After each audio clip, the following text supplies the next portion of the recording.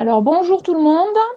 J'espère que vous allez bien. Bienvenue pour ce café live numéro 6 sur le Codev. Tous mes acolytes sont là, donc on va se rejoindre très, très rapidement.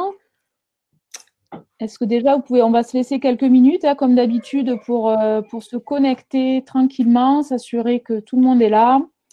Est-ce que Karine, Tiana, vous nous entendez bien? Oui, Super. impeccable. Nickel, c'est super. Bonjour Thomas. Bon, Thomas est ponctuel, c'est super. Et en fait, c'est un peu comme le jeu des devinettes. Hein. Devinez qui est caché derrière les ombres noires en bas de l'écran. Carrément, on pourrait faire ça. S'amuser après, je ne sais plus comment ça s'appelle ce jeu-là, tu sais, où il fallait, tu bouges les gobelets, tu as une pièce dessous et il fallait retrouver. C'est ça. Trouver où est Olivier, où est Fabien, où est Eric. Donc, Olivier et Fabien, Olivier et Fabien vont arriver, ils sont là. Eric était pris aussi par un autre engagement. Je ne suis pas convaincu de rentrer encore dans un gobelet. Bonjour. On est tous là. Il nous manque plus que Eric et Eric, il va nous rejoindre dans pas longtemps. Alors, c'est toujours pareil, il y a énormément de configurations possibles. Hein. Donc, si vous avez des soucis techniques, je vous invite fortement à rejoindre le live YouTube. Tiana va nous coller le lien dans le chat, si tu veux bien. Yes. Parce que je vois qu'on est nombreux aujourd'hui, c'est super. Et voilà, il y a toujours des particularités entre les fournisseurs d'accès Internet, enfin voilà, tous ces tralala techniques qui peuvent nous compliquer un petit peu la vie, même si je pense qu'on a tous fait des progrès depuis quelques semaines. Mais l'idée, voilà, c'est qu'on puisse échanger aussi sur le chat, soit sur la plateforme LearnyBox qu'on utilise, soit sur YouTube. Donc, pas d'inquiétude, on verra tous vos messages, toutes vos questions, toutes vos interrogations. Donc, bonjour Solène, bonjour Ismaël, bonjour Thomas, je l'ai déjà dit. Alors, on se laisse encore quelques minutes peut-être une minute. Il est 14h03. Je vois qu'on est déjà nombreux à être connectés. Donc, c'est génial. On est ravis parce qu'aujourd'hui, on est nombreux. Ah, on n'a pas mis le t-shirt. Je n'avais pas fait attention. Ah On n'y a pas pensé. Ah, mais là, il fallait nous prévenir, là. Oui. Excellent. Alors, est-ce que tout le monde est là? Est-ce qu'on a des questions? Non, ça a l'air de rouler. Je vous propose qu'on démarre. Alors, on ne va pas faire patienter plus longtemps tout ce petit monde qui nous rejoint. On est ravis d'être là pour la 6e fois. C'est notre 6e café live. Donc, on commence à avoir les bonnes habitudes inscrites. Donc, comme je disais tout à l'heure, il y a Eric qui nous fait à chaque fois le plaisir d'être là pour croquer un peu nos échanges avec des dessins humoristiques qui va nous rejoindre d'ici peu. Mais aujourd'hui, on est hyper contents parce qu'on a des copains dans la salle avec Olivier et Fabien. Donc, je vais vous laisser, avant d'attaquer, je vais vous laisser vous présenter pour que tout le monde vous connaisse comme il faut. Et donc, aujourd'hui, suite à la demande de quelques participants à travers nos précédents cafés live, à chaque fois, le sujet qui revenait, c'était le Codev, le Codev, le Codev. Alors, c'est vrai que Tiana et Karine, toutes les trois, avec Tiana et Karine, on est formés. C'est Olivier, d'ailleurs, qui nous a formés l'année dernière au co-développement. Donc, super. Et on sait que vous pratiquez depuis de nombreuses années. On sait aussi que vous pratiquez depuis plus d'1 an, voire presque 2 ans, je crois, avec Click Codev, donc le Codev à distance. Donc, on s'est dit, qui de mieux que d'inviter Olivier et Fabien à discuter avec nous aujourd'hui sur le Codev professionnel, co-développement professionnel, et en particulier sur le Codev à distance. Donc, juste pour l'organisation, je vais vous laisser vous présenter. Après, on va vous poser quelques questions pour que on reparte sur des bases très claires sur l'utilisation du Codev, d'où ça vient, pourquoi, comment, etc., etc. Et puis, Tiana, aujourd'hui, comme je vous disais, gère pour nous le chat. Donc, à tous ceux qui sont présents et qui nous entendent, n'hésitez pas à poser vos questions, à interagir avec nous, puisque, au fur et à mesure, on prendra vos questions et à la fin aussi, on se laissera un temps d'échange pour répondre à toutes vos interrogations. OK, est-ce que c'est bon pour vous? Alors, qui c'est qui se lance? Qui c'est qui peut pas? J'ai Codev qui se présente en premier. C'est Fabien. Alors, Fabien, c'est à toi. J'allais dire au nom plus jeune, de laisser la parole, Olivier. Donc, Alors, est-ce que tu peux te présenter, Fabien, en quelques mots? Alors, en quelques mots, je m'appelle Fabien, je fais dans ma vie professionnelle plein de choses, notamment du conseil et de la formation dans les domaines de la qualité, tout ce qui est organisation dans les entreprises, et la sécurité, santé, sécurité au travail.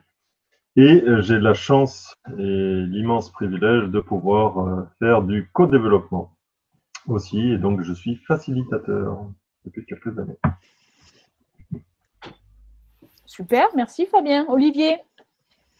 Alors Olivier Houzé, métier Feel Good Manager, et dans ses pratiques, j'allais dire, de management, eh bien je suis tombé dans le co-développement il y a à peu près 6 ans, et depuis je ne retrouve pas la sortie. Enfin voilà. Okay, donc j'ai le plaisir aussi de former des facilitateurs de co-développement, puis surtout de continuer des travaux de recherche, et puis un peu comme le faisait sentir Fabien, j'ai aussi une autre casquette, j'accompagne des startups, notamment pour la ville de Talence, au travers de la mission de l'agence de développement économique Talence Innovation, et notamment avec du co-développement à distance. Ok. Voilà.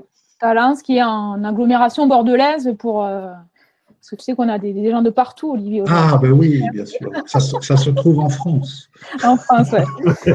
Ok, super. Alors, ce que je vous propose, pour commencer, on a Tiana qui nous a fait le plaisir de dessiner les 6 étapes du Codev pour que, Olivier, tu puisses nous présenter voilà, qu'est-ce que c'est que le co-développement, comment ça se passe, etc., etc.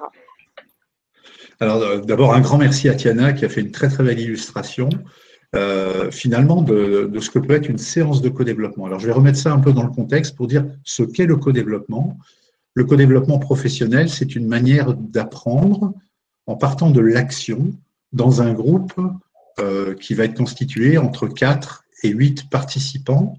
On dit en général un groupe de pairs, c'est-à-dire des gens qui font une activité professionnelle comparable.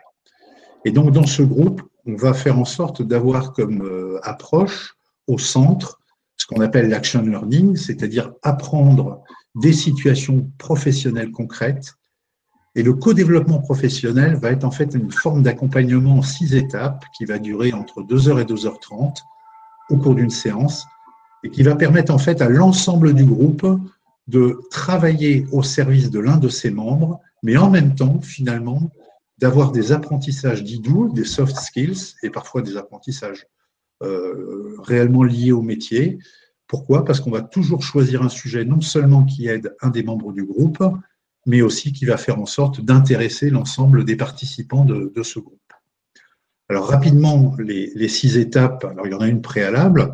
Le groupe se constitue d'abord en se questionnant sur ce que pourrait être, on appelle ça les 3 P, un projet professionnel, une problématique ou un problème, et on choisit en fait dans ces 3 catégories quelque chose qui peut être un thème de travail. Donc au cours d'une séance, on va travailler sur un seul thème qui intéresse et qui est porté par un de nos membres. Alors lui, on va l'appeler le client, et puis les autres, on va les appeler les consultants. Voilà, c'est les termes génériques qui ont été créés depuis que le co-développement professionnel existe, et ça me permet de faire une aparté en disant, mais vous en aurez les références aussi, je pense, à la fin de ce webinaire, par Adrien Payette et Claude Champagne, qui sont des Québécois et qui ont finalement éprouvé au Québec et au Canada le co-développement professionnel.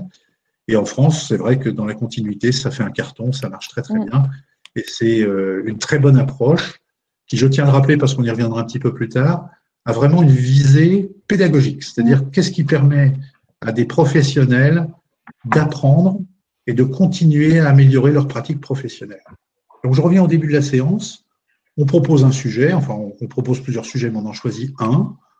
On va écouter la personne qui est porteuse de ce sujet pendant 5 à 8 minutes et on va lui donner la possibilité de rassembler l'ensemble de ses idées et nous, on l'écoute tranquillement.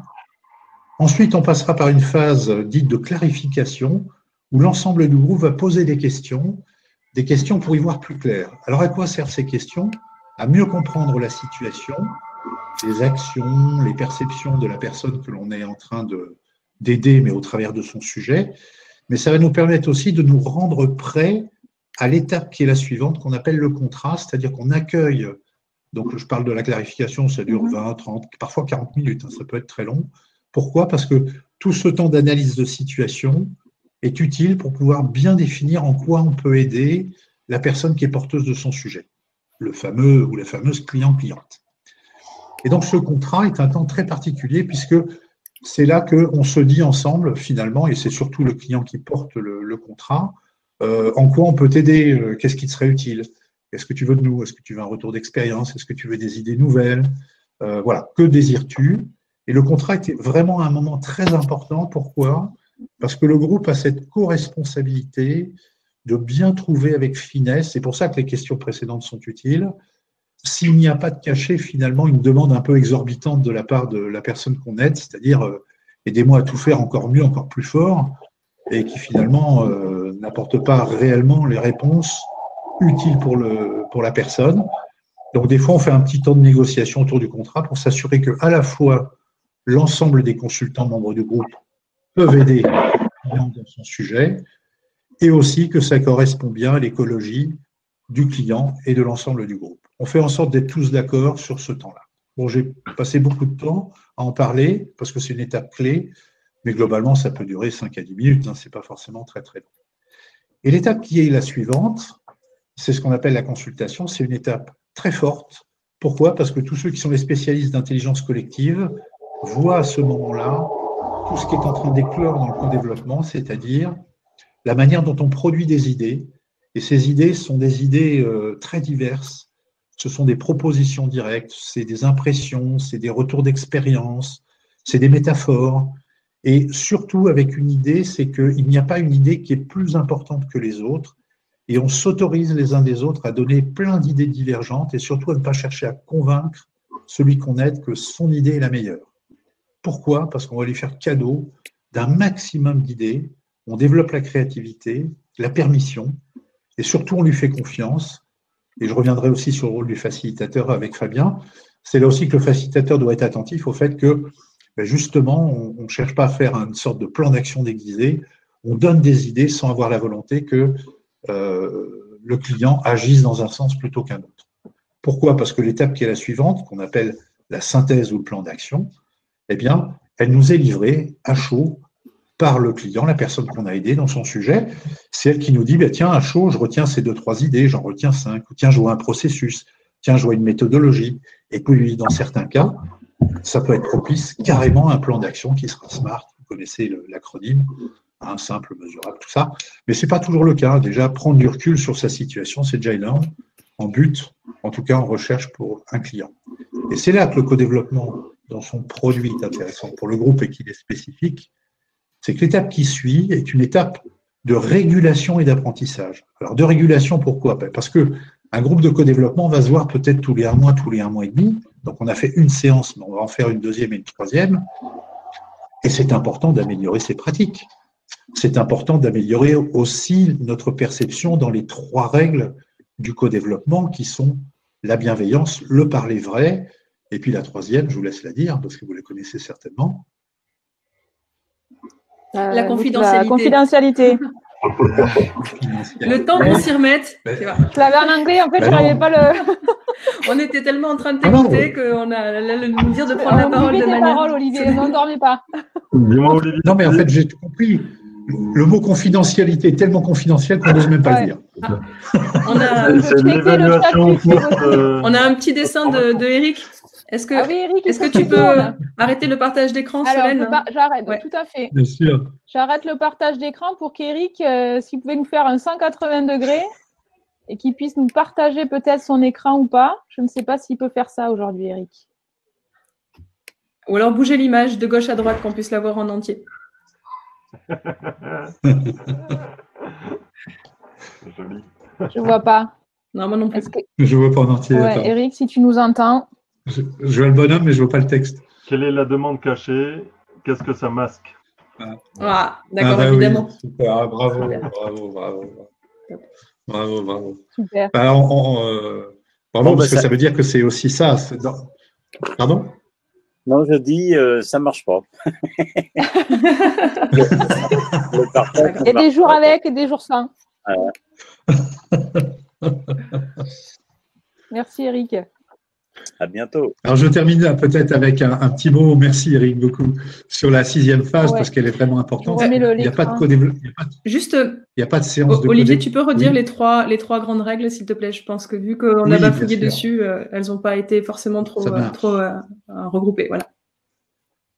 Ce qui fait co-développement, c'est aussi l'établissement de règles communes, mais il y en a certaines qui ont été prouvées qu'on va garder toujours. C'est la règle de la confidentialité. Ce qui se dit dans le groupe de co-développement reste entre nous. Pourquoi? Parce qu'on aborde des sujets qui sont à coloration professionnelle, bien sûr, mais malgré tout, dans lequel on est impliqué, dans lequel on n'est pas à l'aise, on n'est pas confort. Donc, il faut aussi que le groupe nourrisse cette confiance au fil des séances. Et pour ça, il y a une règle absolue, la confidentialité. Quand il y a une infraction à la confidentialité, généralement, le co-développement, le groupe a besoin de faire une régulation, puis voire même mettre sur pause et retrouver les règles qui permettent de bien fonctionner sur cet aspect. Le parler vrai, le co-développement, c'est un endroit où justement on a besoin, alors peut-être pas d'être secoué, il ne faut pas exagérer, mais en tout cas d'entendre des gens qui nous disent ce qu'ils perçoivent, ce qu'ils ressentent de ce qu'ils entendent. Donc si c'est la demande dans le contrat, on ose se dire les choses. Et dans la phase de régulation, on se dit aussi si on est dans l'inconfort, si la facilitation est bonne, si le type parle trop vite, si les étapes sont trop longues, parce qu'on vise à améliorer. Il y a une co-responsabilité sur le développement du co-développement. Donc, au fur et à mesure des séances, on se dit ce qui peut s'améliorer. Et puis, au-delà du parler vrai de la confidentialité, il y a la bienveillance. Alors, je vais donner un exemple de cette bienveillance parce que c'est un mot très, très général. On va être très attentif au fait de ne pas évaluer, juger, avoir une représentation trop rapide de la situation dans laquelle se trouve la personne qu'on aide. Pourquoi? Parce que quand elle est dedans, elle y voit forcément pas si clair que ça. Elle n'a pas toujours le recul. Donc, en fait, on est à sa disposition et on l'accompagne et on comprend qu'elle ait des hésitations, qu'elle ait de l'enthousiasme, qu'à certains moments, ce ne soit pas toujours très clair. Et c'est un des aspects de la bienveillance. Et pour terminer, au-delà de ces 3 règles sur la 6e étape qui comprend la régulation dont je viens de vous parler et les apprentissages, c'est important de se dire, et c'est favorisé par le travail du facilitateur, c'est non seulement qu'est-ce qui a été utile pour la personne qui a été au cœur du travail, mais bien évidemment en effet miroir pour l'ensemble des membres du groupe, en quoi cette séance a été utile dans nos contextes professionnels. Et là, les mots qui sont exprimés par chacun constituent des pistes d'apprentissage qui sont non seulement à l'issue de la première séance, mais qui vont petit à petit se tisser. Pourquoi? Parce que quand on va se revoir plus tard dans une 2e séance, on va voir le feedback de la personne qu'on a aidée lors de la séance précédente et elle va nous dire en quoi ça lui était utile. Et donc, ça va nous éclairer.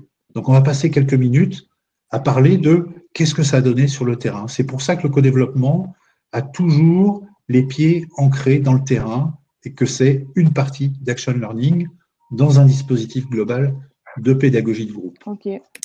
Voilà ce que je pourrais en dire en quelques mots. Super.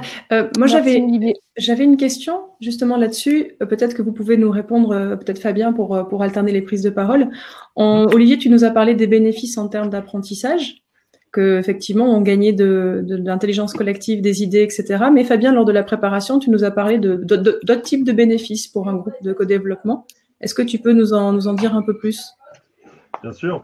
Alors, il y a beaucoup de bénéfices. Hein. Je vais vous en donner qu'un extrait. Et on va dire qu'il y a des bénéfices qui sont à court terme, et puis il y en a qui sont à plus long terme. Olivier parlait tout à l'heure de continuer les groupes de co-développement. Donc j'y reviendrai dans un second temps. D'abord, à court terme, on peut dire que le premier bénéfice, c'est on éclaire une problématique, un problème ou un projet.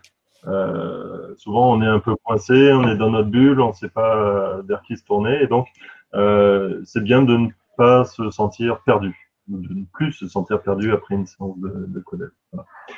Un autre bénéfice qu'on pourrait avoir, c'est on donne la parole à des gens qui habituellement n'osent pas forcément prendre la parole.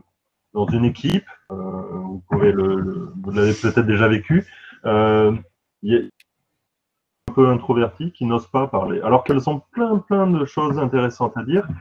Et c'est vrai que ce processus-là permet, et la facilitation permet aussi de donner un peu la scène à ces personnes qui sont un peu en réserve. Voilà. Ça produit chez eux un sentiment d'importance. C'est pas neutre dans une équipe. Dans une équipe, d'ailleurs, ça crée une dynamique dans un groupe qui n'est pas forcément homogène.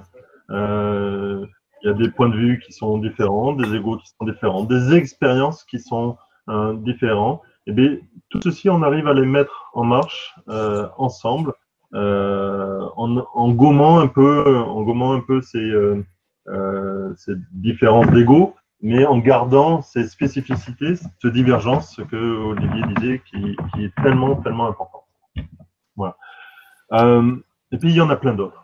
Il y en a plein d'autres à court terme que vous pourrez voir. Pour ça, il faut le vivre, il faut le découvrir. Donc, peut-être de teasing, mais faites des séances de codev et vous verrez, et vous allez apprendre aussi quels sont les bénéfices au fur et à mesure. Sur ceux qui sont à plus long terme, vraiment, on est sur l'axe prioritaire du codev, c'est-à-dire c'est l'apprentissage. Le co-développement, c'est la consolidation d'un groupe apprenant, en fait. Parce qu'il y a des apprentissages qui sont individuels, comme l'a rappelé Olivier. Alors, c'est quoi les soft skills pour les amateurs d'anglais? C'est savoir écouter, accepter la divergence, adapter son discours, oser prendre la parole, faire confiance. Voilà. C'est tous ces éléments-là qui s'apparentent un peu à du savoir-être qu'on arrive à améliorer. Et puis, il y a ces apprentissages collectifs. C'est-à-dire que c'est une mise en commun d'une expérience et de situations. C'est-à-dire qu'on met tout le monde sur un même niveau d'information, par exemple.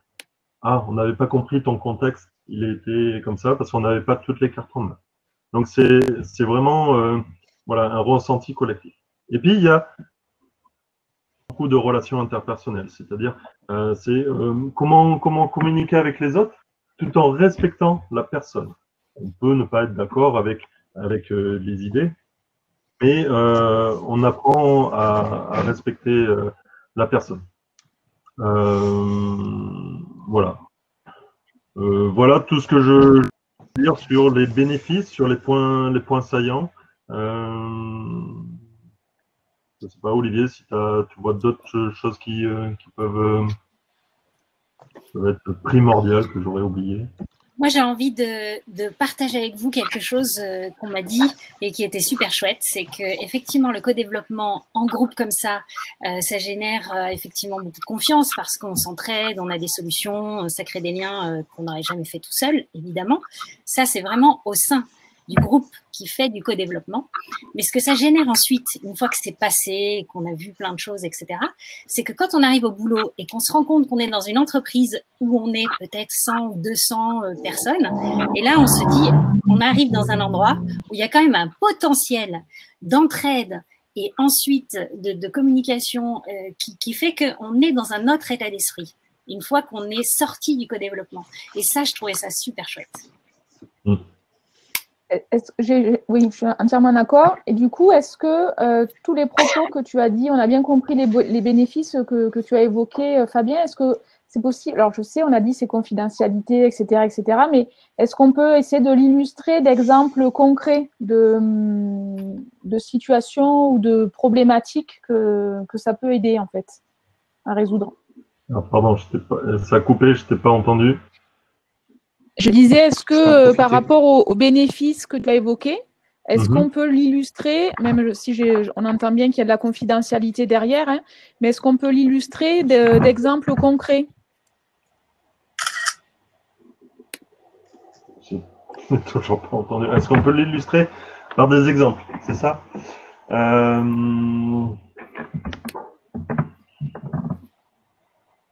Oui, certainement. Je vais. Tu veux peut-être Olivier? Tu veux que je parle de un ou deux? Oui, j'en parle d'un ou deux. Alors, en dehors de la période, de manière générale, je vais rebondir sur ce que Tiana a dit. C'est effectivement un contexte assez fréquent. C'est Donc finalement, je ne vais pas faire d'infraction à des choses exprimées dans un groupe parce qu'effectivement, ça, c'est utile d'y être très très attentif.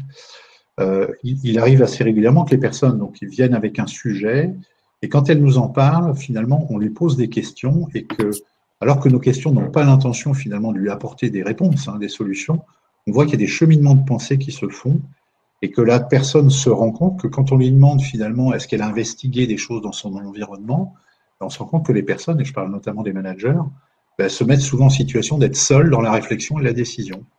Et déjà dans cette étape-là, la personne se dit mais en fait, il y a un truc qui ne colle pas, je ne sais pas ça. Et étrangement, après, dans la demande de contrat, dans les propositions, il y a souvent des choses, peut-être demande à ta DRH, demande à ton directeur financier, à ton service logistique. Et une des premières actions concrètes qu'on peut observer assez fréquemment, alors je ne veux pas dire que c'est systématique, mais c'est significatif quand même de le dire, c'est de prendre conscience des ressources que l'on a dans son environnement professionnel. C'est que même dans les univers qui sont dits libérés ou autres, on est très surpris de voir à quel point il y a encore du cloisonnement qui n'est peut-être pas sur les feuilles de papier, mais mental. C'est-à-dire, je dois prendre une décision, donc je sais. Et en fait, accéder aux ressources, et c'est là que je rejoins Tiana, c'est beaucoup de gens sont éclairés sur l'idée de mais pourquoi je ne demande pas quoi. Il faut que j'aille demander. C'est trouver ses sponsors, ses ressources internes, oser décrocher le téléphone, faire une visio rapide. C'est des bénéfices, mais très pragmatiques que l'on entend en permanence. Et ça, encore une fois, marquer de la bienveillance, parce que tous, comme ça, collectivement, on pourrait dire, on le sait tous. Adapter à une situation concrète, on se rend compte à quel point les gens ont besoin finalement de le réveiller et de se rendre compte collectivement, et ça devient du coup un apprentissage collectif, que finalement, quand on va avancer dans une démarche, identifier, cartographier, et surtout agir pour pouvoir obtenir le maximum d'informations. Voilà un exemple, je crois. J'en ai un autre très rapide, c'est je repense à un manager qui disait c'est aussi trop tard pour agir. Et en fait, on peut voir que on peut agir dans le temps encore qui reste imparti, et puis peut-être d'une façon différente, c'est-à-dire sortir un petit peu de la boîte pour mieux y rentrer. Est-ce que c'est réellement le temps, la boussole qui compte ou pas, ou peut-être ça fait bouger aussi certains jalons qu'on pourrait avoir. Ok. Karine, tu voulais dire quelque chose ? Je voulais résumer un peu sur, par rapport à cette question de bénéfice sur la situation du moment, en fait, parce qu'il doit y avoir besoin dans les organisations en ce moment de créer du lien, d'apprendre entre pairs pour passer le cap. Et d'après vous, c'est quoi les besoins du moment en termes d'animation de co-développement ? Alors, on a la chance avec Fabien, finalement, la situation est très particulière, et avec d'autres facilitateurs aussi, et facilitatrices dont vous faites partie, c'est d'avoir en ce moment plein de catégories professionnelles ou étudiantines auprès desquelles on est en contact avec le co-développement à distance.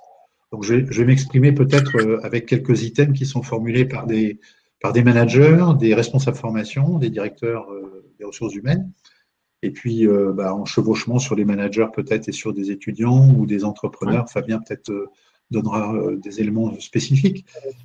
Créer du lien, pour moi, c'est un élément chez les entrepreneurs qui est net, c'est-à-dire aujourd'hui, un entrepreneur se sent très seul, et aujourd'hui, retrouver du lien avec d'autres entrepreneurs, pas pour pleurer, moi je suis très surpris de voir à quel point j'ai des entrepreneurs motivés, mais voilà, ils raisonnent évolution stratégique, ils raisonnent tactique, et se sentir renforcé par d'autres gens qui sont vraiment des pairs, ça leur fait un bien fou.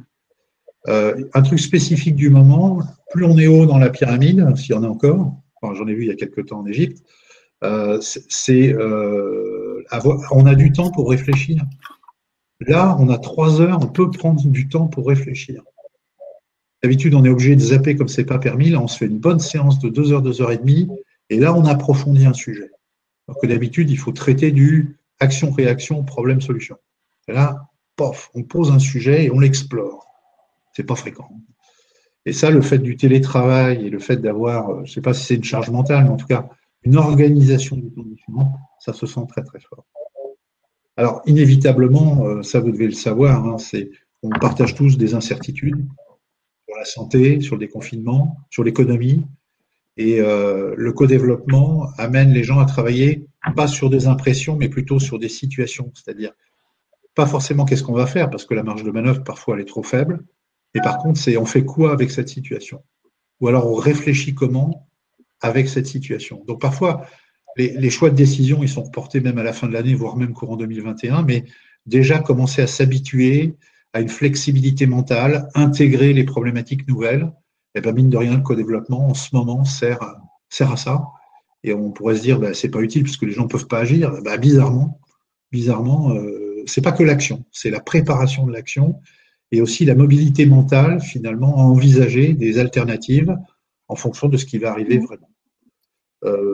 Je suis très surpris parce qu'avec la réserve que je viens de donner, finalement, je suis surpris de voir à quel point il y a des gens qui sortent avec des plans d'action, des managers, parce qu'il y a des managers sur le terrain.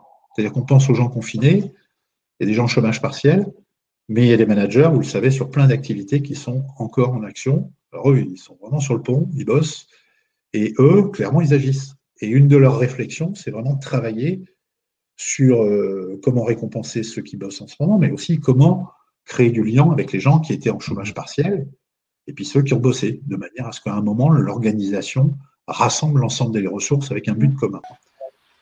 Bon. Et puis, il y a un dernier élément, finalement, que j'ai envie de dire à tous les facilitateurs, les facilitatrices, c'est que, je ne sais pas si c'est une opportunité, mais bizarrement, ça a créé un accélérateur énorme pour les gens qui étaient en transition digitale. Il y avait des freins, il y avait des... On va le faire, mais un peu comme une chanson de Sardou, peut-être, ou alors demain. Voilà, un peu de procrastination sur ce point. Là, clairement, il y a une question de pas le choix, quoi. Donc, on y va. Voilà, Fabien, tu veux compléter sur d'autres catégories? Il y a un peu les mêmes choses avec les indépendants. Hein. J'ai beaucoup de consultants, formateurs ou coachs qui sont en train de réinventer en fait leur travail avec le confinement, puisque forcément ils sont aussi perturbés que au niveau chiffre d'affaires que sur des entrepreneurs. Hein.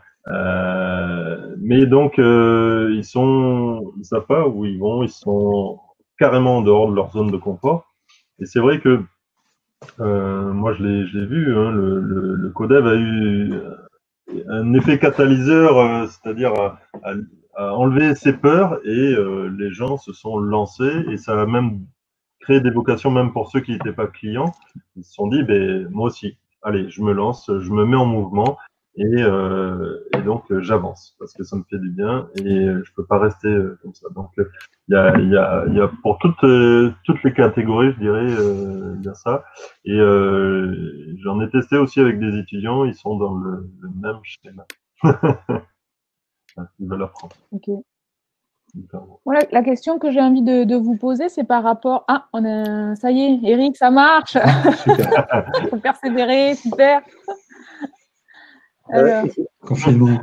J'ai peut-être mélangé Michael. Je ne suis pas sûr, je n'ai pas tout compris. Ouais, en fait, confidentialité et convivialité, les deux sont bien. On peut en mettre une quatrième, la convivialité, elle est importante. mais merci effectivement d'avoir fait le lien entre Covid et Codev. C'était une remarque aussi dans le chat, donc la boucle est bouclée. Moi, je voulais vous poser une question à Fabien Olivier par rapport, parce que nous, on parle beaucoup de facilitation à la base. Est-ce que vous pouvez nous expliciter les différences de posture par rapport à la facilitation? Les différents, pardon? Les différences avec les postures, d'un point de vue de posture.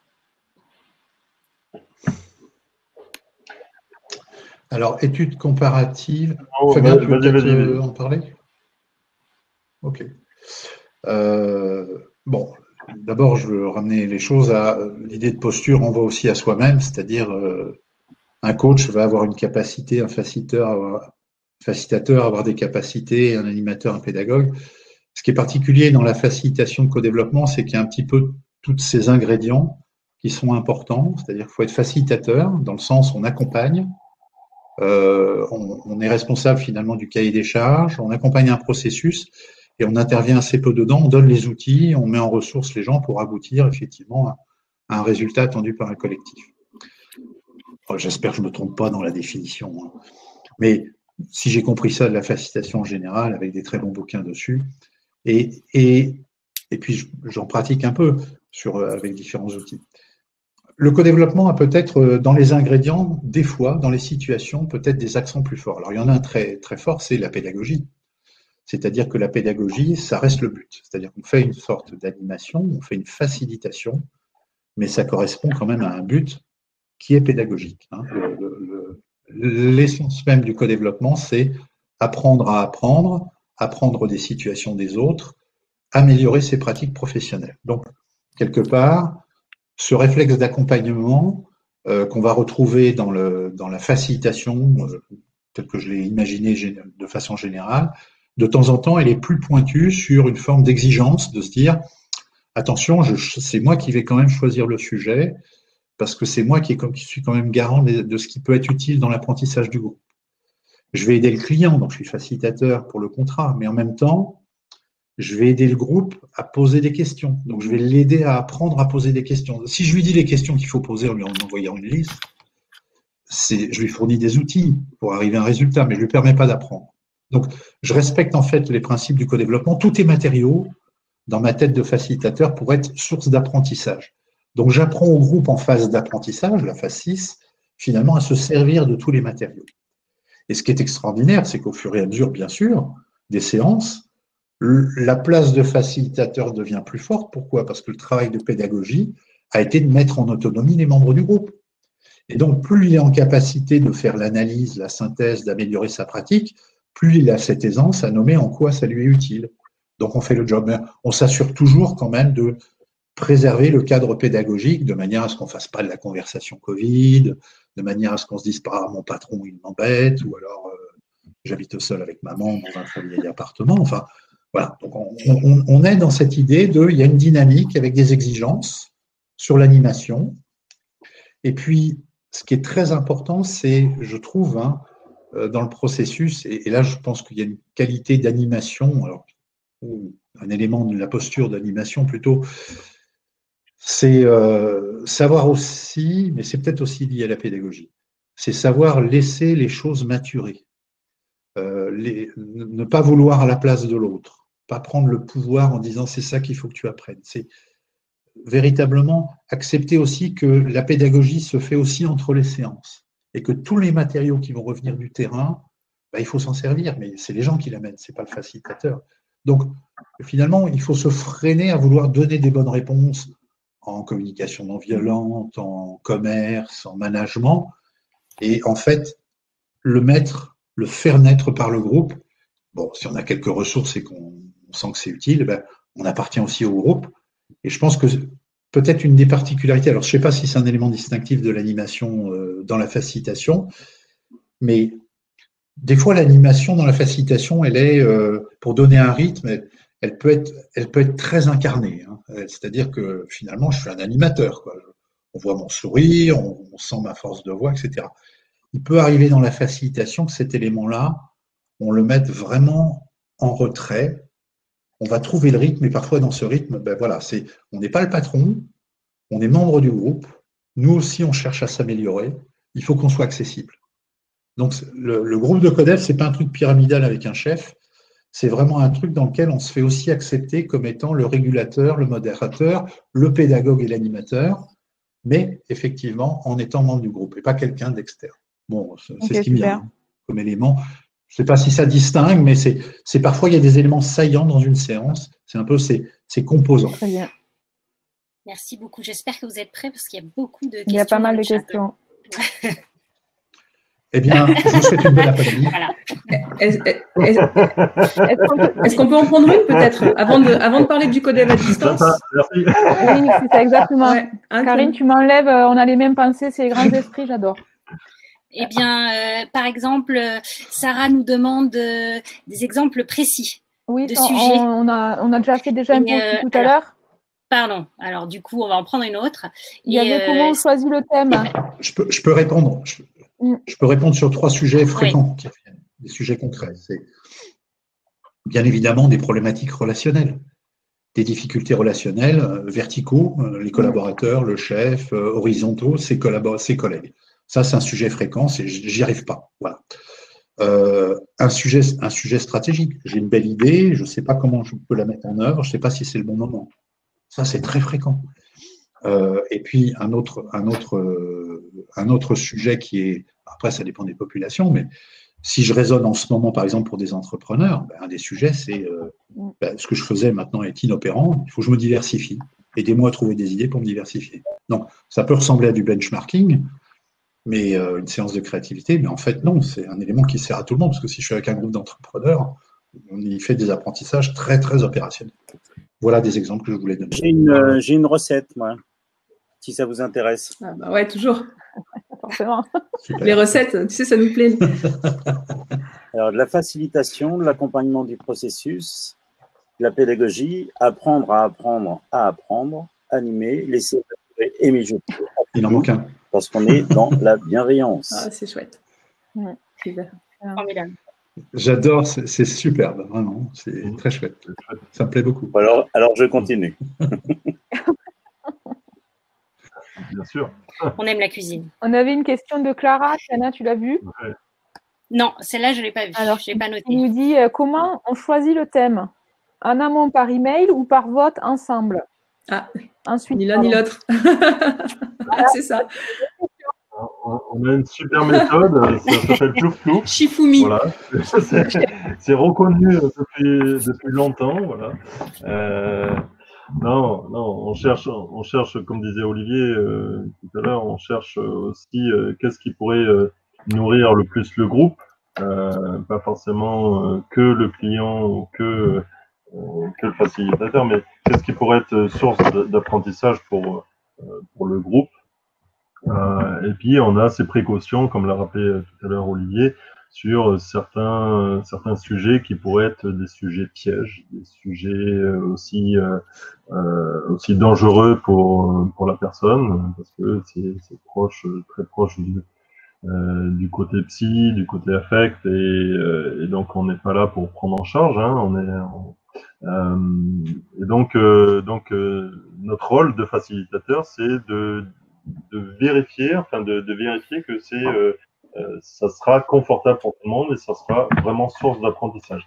Donc, si on peut voir par prise de température si ça apporte à tout le monde, ça convient et on va converger vers un thème donné. Et peut-être que dans toute la présentation des différents sujets, il y a peut-être déjà des thèmes qui se recoupent. Et donc, il y en a peut-être un qui va naturellement sortir du lot. Voilà. Généralement, ça se fait assez facilement. Moi, j'ai un souvenir aussi d'une séance avec toi, Olivier, où tu nous avais amené à choisir un sujet sur lequel on pouvait avoir une prise immédiate. C'est-à-dire la question que tu nous avais posée, c'est est-ce que tu peux agir concrètement dessus? Est-ce que tu peux faire quelque chose? Oui, en fait, pour compléter ce que… pour répondre à ta question plutôt, c'est intéressant de se questionner de est-ce que le client a suffisamment d'informations, est-ce que c'est le bon moment pour lui? Voilà. Est-ce que c'est concret? Est-ce que c'est opérationnel? Est-ce qu'on va avoir suffisamment d'éléments terrain? Voilà. Est-ce qu'il en a envie? C'est-à-dire, est-ce que c'est un sujet intellectuel ou est-ce qu'il a des marges de manœuvre et il se sent dans sa situation? Il n'en est pas l'observateur, il en est l'acteur. Ça, c'est des critères importants. Il faut que la personne ait envie. On ne force jamais quelqu'un à être client. Il faut que ce soit le bon jour pour lui. Bonjour. Voilà, il faut que ce soit le bon moment. Bon, c'est pas mal, hein, en complément de tout ce qui a été dit par Fabien. On est attentif à ça. Donc, le sujet intéresse le groupe. Bref, je ne vais pas reprendre le tout, mais c'est ces éléments-là. Donc, et puis que ça puisse avoir un effet, j'allais dire, pas dans le court terme, pas le très court terme, mais voilà, dans les jours, semaines à venir, que la personne puisse avoir des éléments d'observation sur son terrain, que ce qu'il a envie de mettre en place, son regard qu'il peut porter sur les choses, lui soit utile. Ok, super. Alors, le temps passe hyper vite. On est en très bonne compagnie, donc forcément, le temps passe toujours vite. J'aurais bien aimé qu'on parle maintenant du codev à distance et de votre expérience que vous avez avec Click and Codev. Et voilà, vous pouvez nous parler de comment ça se passe, les spécificités, les clés de réussite ou les freins, à quoi il faut être vigilant, etc., par rapport à l'animation de séances à distance. Fabien est le patron là-dessus. c'est moi le geek du groupe. Ça fait pratiquement 2 ans qu'on a voulu faire cette expérience, puisque en fait on avait constitué un groupe et puis on avait des personnes qui géographiquement n'étaient pas à côté de nous et donc c'était assez difficile de se revoir de façon fréquente sur place. Et ça nous crevait le cœur de pas se retrouver. Et donc, on a eu cette idée de se tester à distance pour voir ce que ça donnait, avec plein d'a priori qu'on a voulu tester, pousser, expérimenter, vraiment. La distance change quelque chose à nos pratiques. Et donc, on était des praticiens, on était tous facilitateurs. Et donc on a lancé en gros les prémices de ClickCodev depuis.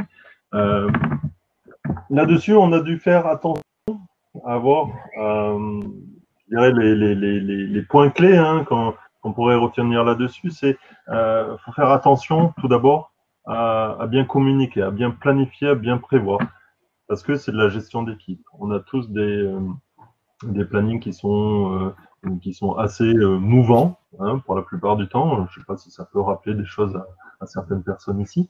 Voilà. Il faut donc anticiper ces problèmes de planning et vraiment rassurer aussi d'un point de vue technique que tout va bien se passer. Donc il y a vraiment une préparation technique et logistique à avoir là-dessus. La deuxième, c'est le facilitateur, celui qui va prendre la main avant la séance. Bien sûr, il a géré tout ce qui est aspect logistique, technique, administratif. Il doit se mettre en condition avant. C'est un peu comme quelqu'un, un acteur qui va rentrer sur une scène, il se prépare aussi mentalement parce que ça va nous demander à distance beaucoup plus d'énergie. Là, vous voyez, on a des mosaïques, on a du non-verbal qui apparaît, on a autant de signes que notre cerveau doit décoder, doit assimiler, et donc ça nous demande un peu plus de ressources là-dessus. Donc c'est vrai qu'il faut avoir une petite précaution là-dessus pour se préparer. On peut pas y aller en freestyle, on va dire. Il faut vraiment avoir cette précaution particulière pour soi, faire son écologie en fait là-dessus. Et puis, on va dire que quand on y est, quand c'est l'heure, on va avoir des précautions qui est encore de l'ordre technique. C'est-à-dire que on va se mettre dans de bonnes conditions. On va se mettre dans un endroit calme, dans un endroit où on ne va pas avoir, je sais pas, de l'écho, la belle-mère qui passe, le mari torse nu derrière nous, voilà. Le chien qui aboie, la caravane qui passe. Voilà. Non, Olivier, garde ton t-shirt. Voilà. Donc, on va essayer d'enlever tout ce qui parasite à une bonne écoute. Et puis, on va aussi, comme on est à distance, profiter pour optimiser sa bande passante, parce que aujourd'hui, si on n'a pas de bande passante, on ne fait plus rien. Donc, c'est-à-dire, c'est couper toutes les notifications, Twitter, les mails, les Netflix à couper, et ainsi de suite. Voilà. Un quatrième point, je parlerai du lab, du cadre. On en a déjà parlé la dernière fois. C'est toujours dire qu'est-ce que j'ai le droit de faire, qu'est-ce que j'ai pas le droit de faire. Et à distance, il y a peut-être des choses qui doivent rentrer un peu dans nos habitudes, c'est-à-dire couper le micro quand on parle pas, par exemple. Des choses qui, à l'usage, en fait, ça se fait très très vite, mais c'est toujours bon de le rappeler. En plus des règles de confidentialité par les vrais bienveillants. Et puis le dernier point vraiment que je dirais qu'il faut, c'est de s'offrir un cadeau. S'offrir un cadeau à soi, mais aussi au groupe. On n'a pas beaucoup l'occasion de le faire en société des fois, mais je dirais que c'est le droit à l'erreur. On est là pour essayer, tâtonner, changer, diverger, parfois trouver des bonnes idées. Donc il n'y a pas de science exacte et aussi techniquement, voilà, on fait des tests et donc des fois ça peut planter. On peut avoir des dérapages, voilà. Et donc je dirais que voilà, droit à l'erreur, ça me rappelle quelque chose qu'on m'a offert il y a quelques temps de ça et qui est devenu pour moi une maxime et qui est la confiance au groupe. Je sais pas si ça te rappelle des choses, Olivier. Je ne vois pas. Je ne vois pas. Je ne parlerai qu'en présence de mon avocat. Voilà. Voilà les points clés que je pourrais vous dire sur le code de la distance. Est-ce qu'on a des questions peut-être, Tiana, sur parce que je sais. Oui, on a un petit dessert. Ça, c'est vrai que l'arrière-plan est vraiment génial. C'est énorme. Certains connaissent peut-être, il s'agit d'une peintre qui se trouve à Andernos, qui est une peintre belge, qui s'appelle Catherine Godin. Et depuis, elle a fait toute une déclinaison sur ses vers. Je lui avais juste posé la question en disant, on se connaît depuis longtemps, quelque temps, trouver une idée, voilà où je veux le mettre dans mon salon. Elle me regarde dans les yeux et après elle me montre ça. Je me suis dit, mince. Pour lui dédicacer. Est-ce que Tiana, tu veux partager, parce qu'on arrive, on déborde un petit peu, et puis on voudrait qu'Olivier fasse une petite conclusion avant qu'on se quitte, et puis qu'on vous fasse aussi une proposition à vous qui êtes encore là, parce qu'on a un truc à vous proposer, enfin un cadeau à vous proposer. Et peut-être qu'on a quelques questions, Tiana, si tu veux partager avec nous. Oui, alors il y a Pascal qui nous questionne sur les notions de cercle d'influence. Est-ce que ça vous parle ? Est-ce que c'est quelque chose qui vous dit quelque chose? Ces notions de cercle d'influence, je sais qu'il y a longtemps, j'avais lu un livre là-dessus. Il y a ce qu'on peut changer dans notre environnement à travers nos actions, des choses comme ça. Je ne sais pas si ça vous parle. Vraiment. Alors, je vais faire une réponse plus générale. Bien évidemment, le co-développement, c'est un peu comme je vais faire le parallèle avec la sophrologie. Avant la sophrologie, il existait des choses. Et Quesedo a inventé quelque chose qui est un conglomérat, mais qui amène des réponses plus globales, mais aussi particulières. Le co-développement n'est pas parti de rien. Il est parti d'approches universitaires, donc de l'action learning qui était bien connu, et du secteur de la santé, et donc des groupes d'analyse de pratique entre médecins, et donc des groupes d'ALINT. Et donc, inévitablement, on va retrouver plein d'autres pratiques qui existent de par le monde, et même ce qui s'est développé depuis quelque temps, les groupes mastermind. Mais si on regarde de près, en fait, quand on regarde vraiment sur les objectifs et les contextes, on va voir que le co-développement a son identité particulière. Non pas parce qu'il a des murs et un précaré et qu'il veut s'isoler à l'intérieur, mais c'est qu'il y a des perméabilités. D'ailleurs, le numérique permet d'ouvrir un petit peu ces perméabilités et on continue à faire des recherches, notamment avec l'Association québécoise de co-développement, pour pouvoir voir en quoi ces techniques et ces méthodes parfois se retrouvent. Donc, celle qui vient d'être nommée, je la connais, mais je ne l'ai pas pratiquée. Donc, je ne pourrais pas en parler dans le détail. Mais effectivement, inévitablement, ça emprunte à la fois des règles, le code, donc la bienveillance, la confidentialité, par exemple, c'est présent. Il y a peut-être une particularité du co-développement que je veux souligner, c'est que le facilitateur n'est pas un sachant.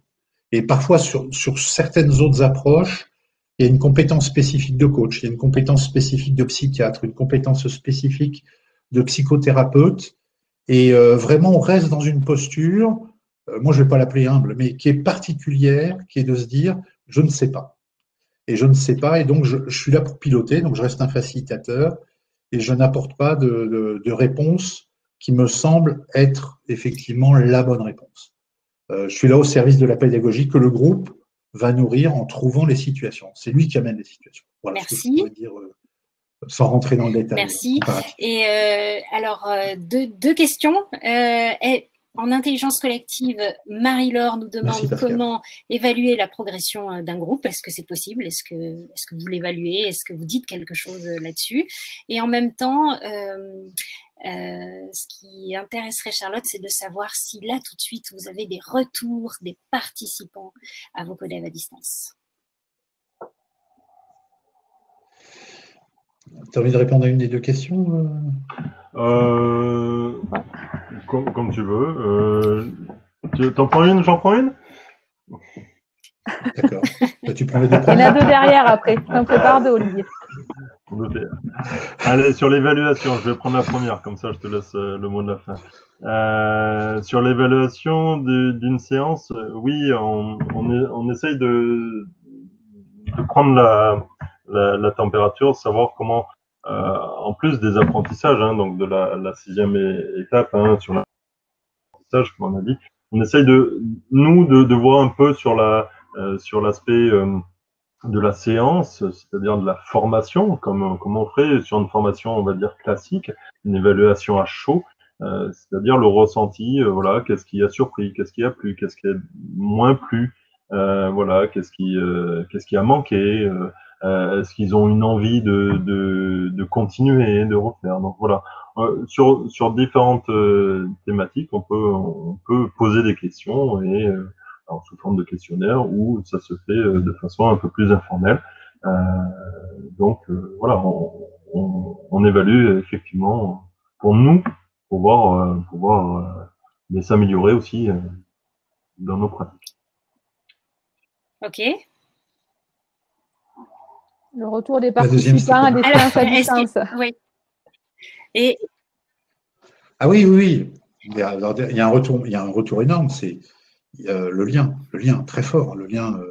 J'en ai donné quelques pistes tout à l'heure, hein, mais créer du lien, être concentré, réfléchir sur des sujets stratégiques. Voilà, il n'y a pas la succession de tâches qui mentalement occupe en disant faut que je passe à ça, faut que je passe à ça. Donc la prise de recul, le besoin de prise de recul entre pairs, et notamment sur les fonctions support, c'est-à-dire quand on réunit des gens qui ont des fonctions support en multi-entreprise, enfin en inter-entreprise, non pas en intra.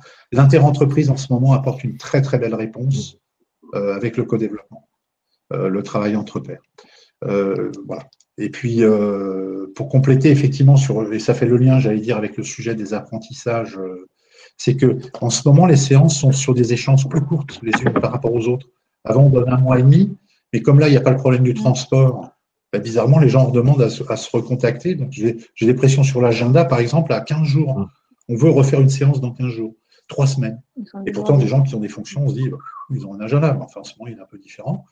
Et donc, pourquoi? Parce que même là, ils trouvent des sources d'apprentissage. Donc, des fois, on réduit, c'est-à-dire qu'au bout de 3 séances, on commence à faire l'évaluation, c'est-à-dire qu'on demande aux gens qu'est-ce qu'ils ont appris. Parce que dans le processus global, en général, on attend 4 séances, on attend parfois 6 mois avant de faire un recueil plus exhaustif pour donner un feedback aux commanditaires, quand même, à quoi ça sert le code, qu'est-ce qu'ils ont appris. Mais tout ça, ça se construit avec le groupe, c'est-à-dire que l'évaluation n'est pas faite par le facilitateur, elle est faite collectivement au cours de la séance, à la fin de la séance et après en faisant un point d'étape au bout de 3-4 séances. Voilà. Donc il y en a comme tu veux. On a Steph. Ah, on a Eric qui arrive. Très bon, très bon. Très clair. Il n'y a rien à dire, il n'y a rien à rajouter. Et voilà. Ok. On a Anna et Stéphanie aussi. Stéphanie, on a bien vu toutes les questions. On a Anna qui nous demande par rapport au groupe, c'est des pairs du point de vue du métier ou font-ils également partie de la même entreprise? Ça, c'est la première question d'Anna. Et après, j'ai Stéphanie qui nous pose plein de questions. On va traiter ces questions aussi juste après. Alors, très rapidement. Alors, père. Ouais, les deux, mon capitaine. C'est-à-dire que on peut avoir des gens qui sont dans la même entreprise. On évite les liens hiérarchiques, hein, parce que ça peut bloquer aussi la parole si on a notre chef qui est au-dessus et qui voit qu'on a une problématique dans notre travail. Il y a encore des schémas un peu mentaux à combattre. Donc on évite d'avoir les différentes strates d'un même service, mais c'est complètement possible. Et c'est possible aussi d'avoir de différentes entreprises. Justement, ça amène aussi de la matière et une richesse, une ouverture d'esprit, du benchmark aussi, on pourrait l'appeler, sur d'autres pratiques et d'autres champs des possibles. Voilà. C'est court. Ok, alors on nous repose plusieurs fois la question du nombre de participants idéal. 4. D'accord. 8. D'accord. Entre 4 et 8. Sans compter le facilitateur. Oui. Le facilitateur, c'est comme Ça va s'en rappeler. Okay. Alors Maud qui nous dit ça donne envie. Alors Maud, restez avec nous parce qu'on a quelque chose à vous proposer. Ouais, d'ailleurs, il va falloir commencer à le proposer parce que vous êtes à fond. Vous êtes oui, on a plein de questions. Et moi, je regarde le temps et il est 15h. Alors, on peut continuer effectivement pendant longtemps. On fait le pouce café, non? C'est impératif, peut-être qu'ils devraient nous quitter. On peut peut-être donner l'info qu'on leur propose maintenant et puis éventuellement. Oui. Et on peut continuer, bien sûr. Tout à fait. Alors, l'info, c'est qu'en fait, maintenant qu'on vous a, on espère donner envie, excusez-moi, j'ai eu beaucoup de bruit, quelque chose qui a râpé, mais on espérait qu'on vous avait donné envie en vous expliquant ce que c'était que le co-développement professionnel et en particulier à distance. Et maintenant qu'on vous l'a expliqué, on voulait vous donner l'opportunité de l'expérimenter pour de vrai. Et donc, on a la chance d'avoir Olivier et Fabien qui nous proposent d'organiser une séance de co-développement, une initiation au co-développement. Donc, ça aura lieu mardi 28 avril matin. Je fais deux choses à la fois. Je vous mets le lien dans le chat pour ceux que ça intéresse. Il suffit simplement de vous inscrire. On remettra aussi le lien dans le replay qui va être mis en ligne très, très rapidement. Et l'idée, c'est ça, c'est de se dire, vous avez envie de tester sur une séance, d'expérimenter, ben, inscrivez-vous, c'est gratuit, c'est offert, c'est cadeau. Et ça aura lieu mardi matin de 9h30 à midi et quart maxi. Voilà, donc l'idée, c'est juste de réserver une place, confirmer votre inscription, et puis nous, on reviendra vers vous très vite, d'ici lundi soir au maximum, pour vous donner les infos, pour savoir comment se connecter, etc., etc. Mais voilà, c'est au moins réserver votre place si vous avez envie d'expérimenter ça avec nous mardi. Voilà. Alors, il y a d'autres questions dans le chat on n'a pas le temps de répondre et on répondra quand même. Hein, on va mettre le replay et on répondra à toutes ces questions. Et puis, il y a un mot de la fin qui est pas mal dans le chat, là, je vous le dis, c'est que le codev, le co-développement professionnel, pardon, c'est le renouveau du dialogue social en entreprise. Je trouve ça pas mal. Hein. C'est un joli résumé. Et peut-être que vous pouvez nous proposer un résumé. Peut-être que vous pouvez nous proposer un petit mot de la fin. Là, si en 30 secondes, on avait quelque chose à dire aux gens pour les convaincre de mettre en place des pratiques de co-développement dans leur organisation. Chacun. Olivier, Fabien. Fabien, peut-être.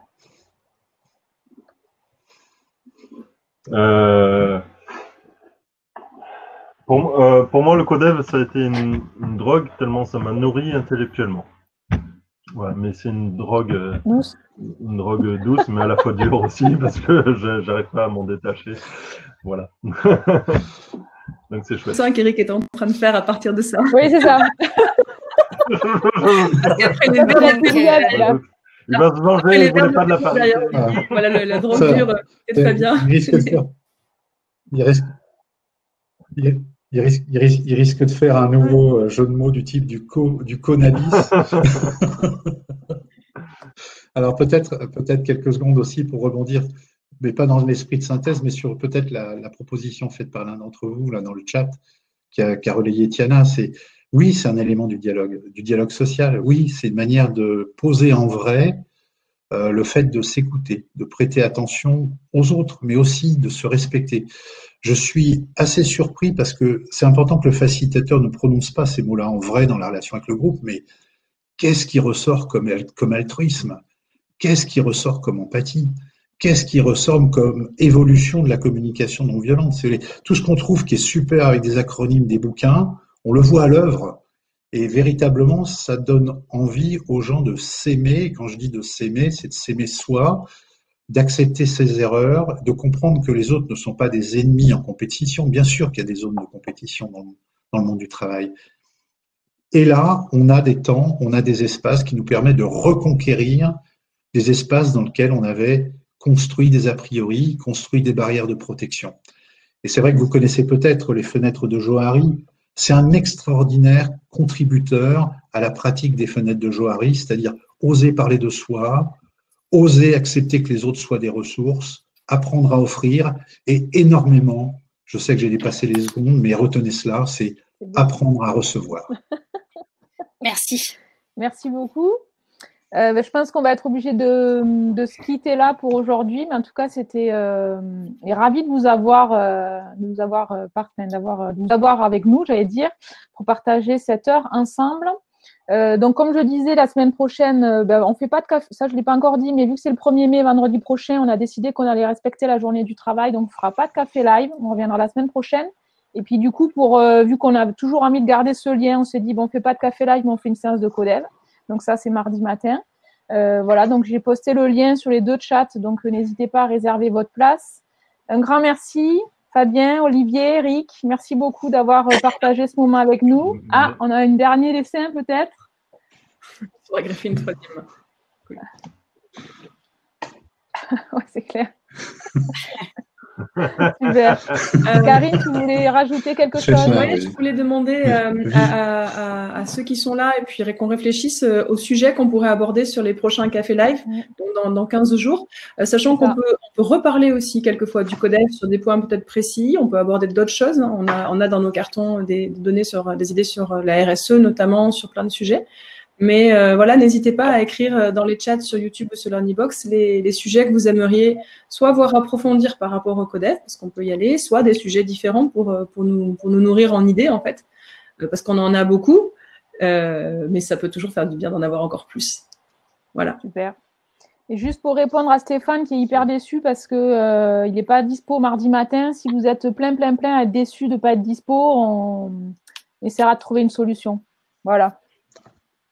Je pensais que tu allais dire tant pis. Et bienveillance, on a dit, Olivier. Moi, j'ai repris ça. Bon, super. Après, Solène, ils peuvent peut-être se faire connaître pour dire je suis pas dispo et je suis là et enfin, je suis là. Je voudrais être là, je suis pas dispo. À nous de réagir. Exactement. Donc, pour nous dire que vous êtes déçus, que vous auriez bien aimé, mais que vous n'êtes pas dispo, vous avez les réseaux sociaux, vous avez le chat, le replay, le mail, contact@lafacilitation.fr. Vous savez où nous trouver, on est partout. Donc, merci à vous. Et puis, prenez soin de vous et à très bientôt. Ciao, ciao. Bye bye. Merci beaucoup. À bientôt.